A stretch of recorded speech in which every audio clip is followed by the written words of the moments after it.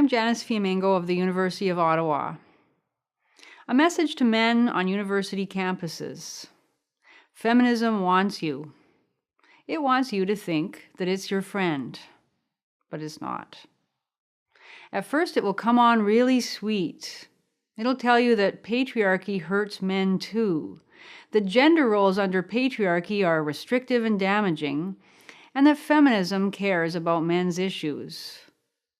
It offers you peace, a way out of the constant blame. You're not violent and hateful, so why should you be lumped in with those other guys who are violent and hateful? You know what, though? Why would you pay money to fucking support a fucking rape apologist if you weren't fucking one? I never heard him say anything that was Well, it's fucking scum. Feminism offers you redemption. Become a feminist and you won't be accused anymore. In essence, it offers you a get out of masculinity free card.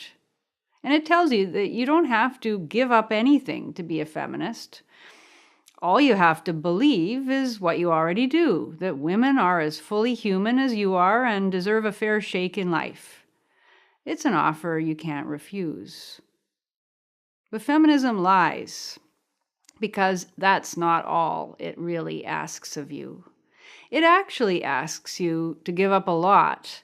Fundamental rights and freedoms, perhaps most especially equality before the law and freedom of expression. But even more than that, it asks you to give up something immeasurably precious, your thinking and feeling self, your integrity, really your soul. Because it makes you lie to yourself and others.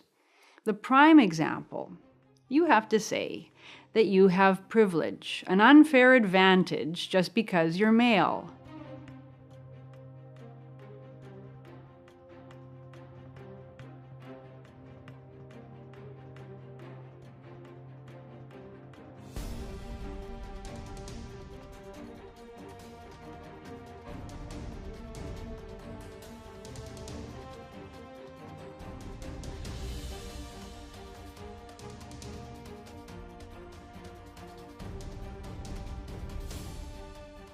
I am a white heterosexual male, so I personally feel that I enjoy a lot of the privilege that a lot of people in this room, in this country, in this world do not. On a conscious and subconscious level that I have benefited from being a white male. I'm white, I'm male, straight, I'm temporarily able-bodied, and I'm socially acceptable body size, so I just like to check my privilege first. And that means that all the achievements of men in the past and present are not really legitimate, and you can't take pride in them. The amazing accomplishments in science and medicine, in engineering and astrophysics, in political philosophy and technology, in painting, music, and literature. All those things that male curiosity inspired, that male ingenuity created, that male dedication and brilliance made possible. You can't take pride in them because they weren't fairly earned. Similarly, all the sacrifices men have made for women and children, the blood, sweat, and tears demanded by every society throughout human history, male deaths in war, debilitating work, past and present, the acceptance of constant danger in police and firefighting positions, for example, male overrepresentation in the most degrading and poorly remunerated positions in our society, like garbage collection, for example. These are ignored or explained away, the fault of the patriarchy, which feminists will somehow make all better, and they can never be used to object to the primary article of faith of feminism, that men have privilege in this system. Even in cases where you can see that you obviously don't have privilege, in applying for positions that privilege women applicants, in family court where men lose custody of their children, in domestic abuse cases where the police always arrest the man even when he's the one being abused. Even with such cases, you still have to keep repeating the male privilege mantra. And repeating that mantra is a hazard to your mental and emotional health. If you come to believe it, it requires your shame as a man. It requires that your primary allegiance become anti-male.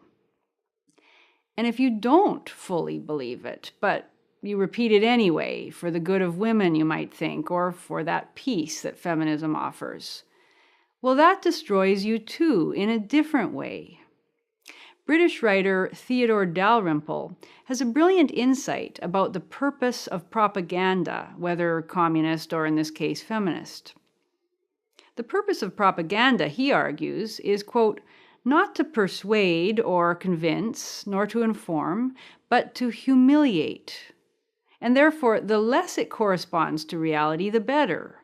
When people are forced to remain silent, when they are being told the most obvious lies, or even worse, when they're forced to repeat the lies themselves, they lose their self-respect, their wholeness as human beings.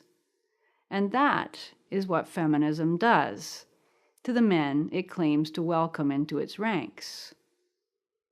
A poignant case came across my desk a few months ago, news that yet another university student union, in this case the University of Durham, has denied the right of male students to form a campus club. Discussions by men at universities about their experiences as men are verboten all across the English-speaking world. The details of this case are all too familiar to those of us who have watched these fascistic student bodies deny club status to men's groups or men's centers. Recently here in Canada, we've had cases at the University of Toronto, at Ryerson University, at Simon Fraser University, an attempt narrowly defeated at Queen's University, just to name a few in the last 2 years. In this case, at Durham University in Durham, England, a young man named Adam Frost tried to organize a men's issues society after a friend of his committed suicide. He was trying to understand what happened. And in researching male suicide, he was horrified by the number of young men who are killing themselves and by the paucity of resources to help them. So he thought that the Durham Male Human Rights Society could advocate around issues that too often push men to take their own lives. I don't want to belabor the obvious here, but it is really breathtaking to try to wrap one's head around the craven indifference to male life that we see here on the part of the student union. Imagine a reverse case of a young woman stunned by the death of her female friend being told that a group to help other young women avoid suicide was not something the student union could endorse. In this case, Big Sister Student Union disallowed the club by saying that it could form, but only as a subsidiary branch of, get this, the Feminist Society. Well, the Feminist Society's own charter states that it's not interested in catering to the needs of men, but that was what the union decided would be appropriate for Adam Frost's club. Adam Frost didn't think that was what he wanted. Well, in addition to everything else that is poignant about this case, I was struck by Adam's clarification that he's not an enemy of feminism. He said, I'm not interested in waging ideological war against feminism and want to distance myself from those MRAs and misogynists who seem to spend a disproportionate amount of time bashing feminism. He just wants to do something for men's mental health. Well, Adam, you seem like a very nice and smart fellow, but on this one point you are naive and misinformed. You may be uninterested in waging ideological war against feminism, but the fact is that feminism is already waging ideological war against you. You don't get to choose.